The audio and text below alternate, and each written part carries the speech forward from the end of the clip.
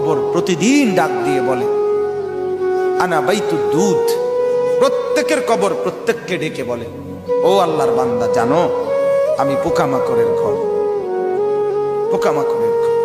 তুমি তো সেই বান্দা যে একটা মশা কানের পাশ দিয়ে উড়ে গেলে তোমার ঘুম বন্ধ হয়ে যায়, চোখ মিলে যায়।